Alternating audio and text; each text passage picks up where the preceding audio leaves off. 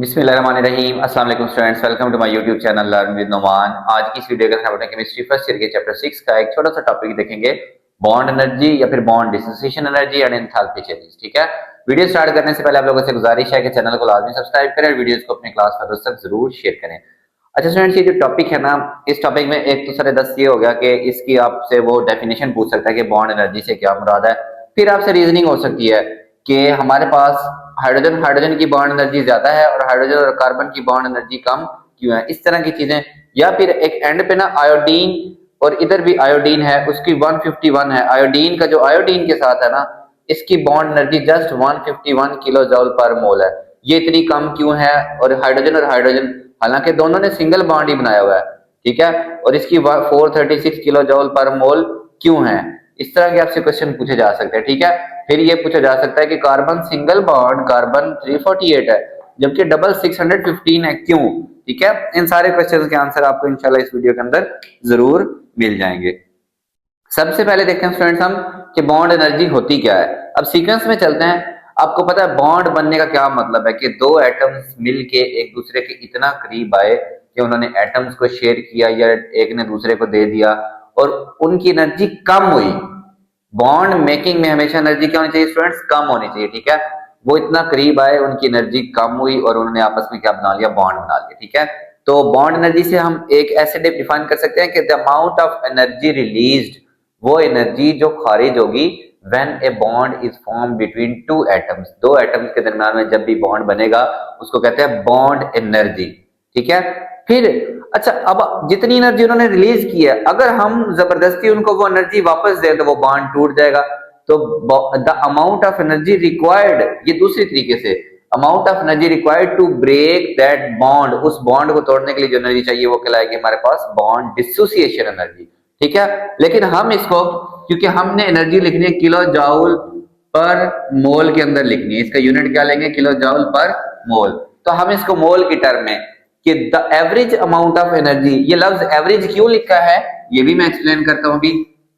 Required to break 1 mole of particular bond, एक पूरे substance के अंदर 1 मोल एक खास किस्म के बॉन्ड का। फॉर एग्जांपल, ये हमारे पास मॉलिक्यूल है CH3 और CH3, इसके साथ भी 3 हाइड्रोजन लगे हुए हैं और इसके साथ भी 3 हाइड्रोजन लगे हुए हैं। ठीक है, ये CH3 है। अब हमारा टारगेट कौन से बॉन्ड है? लेट्स सपोज हमारा कार्बन कार्बन को तोड़ने का। तो ये कार्बन कार्बन के 1 मोल बॉन्ड कितने? 6.02 10⁻23। इतने कार्बन कार्बन के बॉन्ड तोड़ने के लिए जो एनर्जी चाहिए होगी वो इस बॉन्ड की क्या कहलाएगी? Bond dissociation energy of 1 mole. 1 mole carbon carbon के बॉन्ड तोड़ने के लिए जो एनर्जी चाहिए होगी वो उसकी क्या कहलाएगी? Bond dissociation energy. अगर हम हाइड्रोजन हाइड्रोजन की बात कर रहे हैं या फिर कार्बन हाइड्रोजन की, तो फिर हम इस बॉन्ड को नहीं देखेंगे, हमने फिर इसको इसको carbon hydrogen carbon hydrogen carbon hydrogen carbon hydrogen, ठीक है, इनको तोड़ने के लिए जो एनर्जी चाहिए होगी वो फिर कार्बन हाइड्रोजन की बॉन्ड डिसोसिएशन क्या होगी? एनर्जी होगी। ठीक है, एक खास एनर्जी जो एक खास बॉन्ड को तोड़ने के लिए उसको एग्जैक्ट बॉन्ड एनर्जी भी कहते हैं। क्या कहते हैं? एग्जैक्ट बॉन्ड एनर्जी, और इसको ई से लिखते हैं। अगर मैं कार्बन कार्बन का बॉन्ड तोड़ूंगा तो ECC लिखूंगा। अगर मैं कार्बन हाइड्रोजन का बॉन्ड तोड़ूंगा ECH लिखूंगा। अगर मैं नाइट्रोजन हाइड्रोजन का बॉन्ड तोड़ूंगा तो ENH लिखूंगा। ठीक है, इसके सामने फिर एनर्जी होगी किलो जूल पर मोल के अंदर। अब बात आ जाती है why we use that word average, हमने एवरेज का लफ्ज क्यों इस्तेमाल किया? देखें, हमारे पास ना स्टूडेंट्स जो इन्वायरमेंट होती है ना, ये मैं रेज करता हूं ना, यहां से इतना पोर्शन एरेज करता हूं। ठीक है, हमारे पास कोई भी बॉन्ड है ना, वो A और B दो मॉलिक्यूल्स के दरमियान है। ये पार्शियल नेगेटिव, ये पार्शियल पॉजिटिव, ये पोलर बॉन्ड है। क्या है? पोलर बॉन्ड है। अगर कोई चीज इसको ये पार्शियल पॉजिटिव क्या मतलब है? ये इलेक्ट्रॉन लेना चाहता है, ये इलेक्ट्रॉन्स को अपनी तरफ खींचेगा। शेयर्ड पेयर ऑफ इलेक्ट्रॉन्स जो है वो ज्यादा इसकी तरफ होंगे, बी के बजाय किसकी तरफ होंगे? इसकी तरफ होंगे। अब अगर कोई चीज इसके साथ ऐसा ग्रुप लगा हुआ, मतलब मॉलिक्यूल में तो मे भी इसके साथ कुछ भी लगा हो, इसके साथ भी इधर से कुछ लगा हो, अगर इसके साथ ऐसा ग्रुप लगा है, वो खुद इलेक्ट्रॉन अपने इसको दे रहा है, इसको जब इधर से इलेक्ट्रॉन मिल रहा है तो इसको ये बी वाले इलेक्ट्रॉन नहीं चाहिए, इसका जो पार्शियल पॉजिटिव है वो इधर से इलेक्ट्रॉन के जरिए पूरा हो रहा है, ठीक है। तो ये दोबारा शेयर्ड पेयर ऑफ इलेक्ट्रॉन इधर चले जाएंगे और ये तो चाहता ही नहीं है शेयर्ड पेयर, तो ये वाला बॉन्ड क्या हो जाएगा, वीक हो जाएगा, ठीक है। तो इसकी बॉन्ड एनर्जी कम होगी। तो एक मॉलिक्यूल में एनवायरनमेंट डिसाइड करती है कि इस खास किस्म के बॉन्ड की बॉन्ड एनर्जी क्या होगी। अगर इसके पीछे कोई ऐसा ग्रुप लगा हुआ है जो इससे मजीद, लेट्स सपोज ऑक्सीजन लगा हुआ है, ऑक्सीजन इलेक्ट्रोनेगेटिव है, ये इससे बॉन्ड भी बना हुआ ना, इसने इसके ये वाले भी इधर खींच लिए।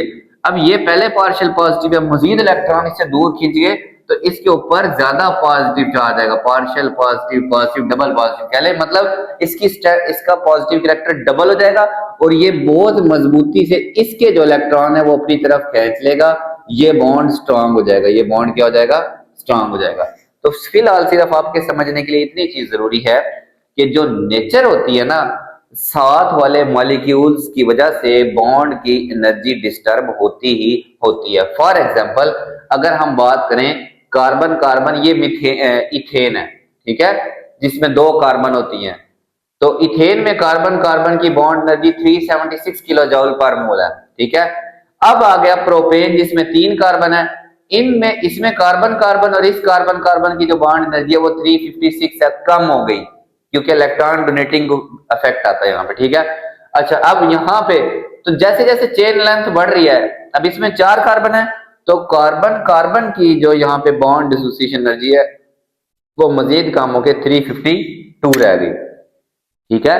तो ये 380 से लेके 350 के राउंड अबाउट इनकी घूमती है कार्बन कार्बन की, ठीक है फ्रेंड्स।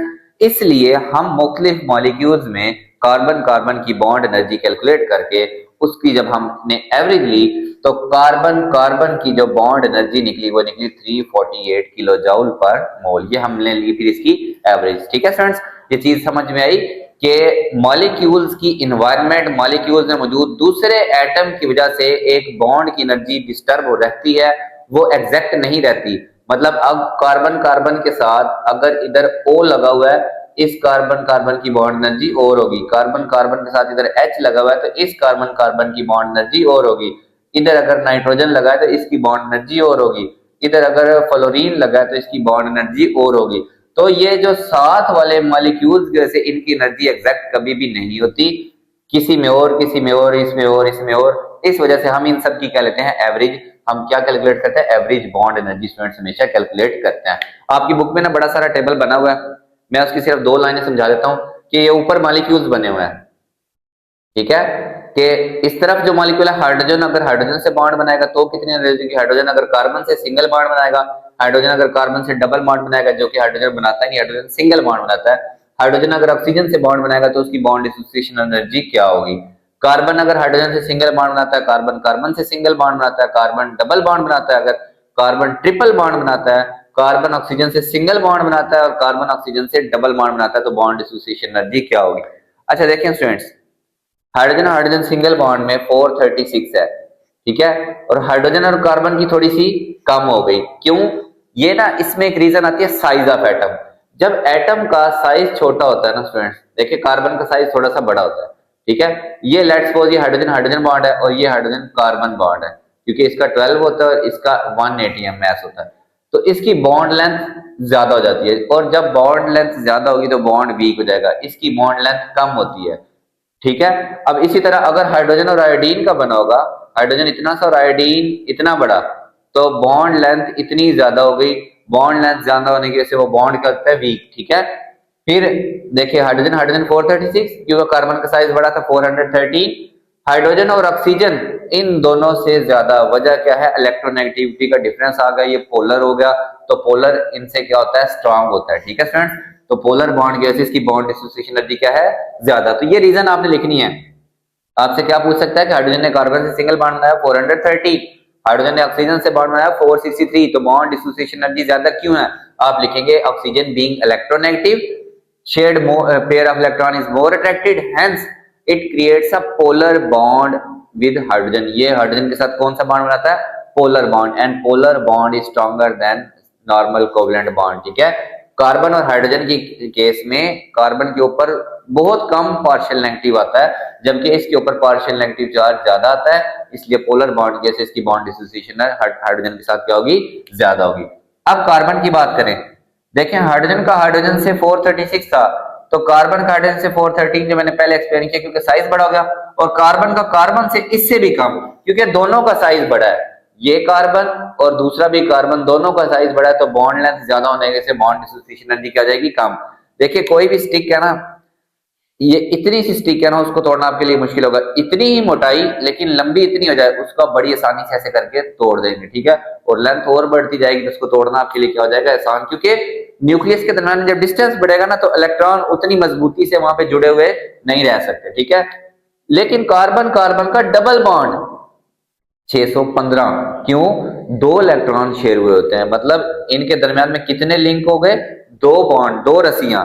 वही बात, ये एक रस्सी है, अगर इसके ऊपर दो मार्कर मैं कर लूं, मतलब दो मार्कर, इनको तोड़ना मेरे लिए अब क्या हो जाएगा, मुश्किल। एक को तोड़ना फिर भी क्या है, ये देखें बेंड हो रहा है, तोड़ना नहीं मैं चाहता, ठीक है, फिर भी। और अगर तीन हो जाए, वो फिर वही बात आ गई किसान और उसके बच्चों वाली, वो गठड़ा बन गया पूरा, तो अब वो उसको तोड़ना क्या है, मुश्किल हो जाएगा।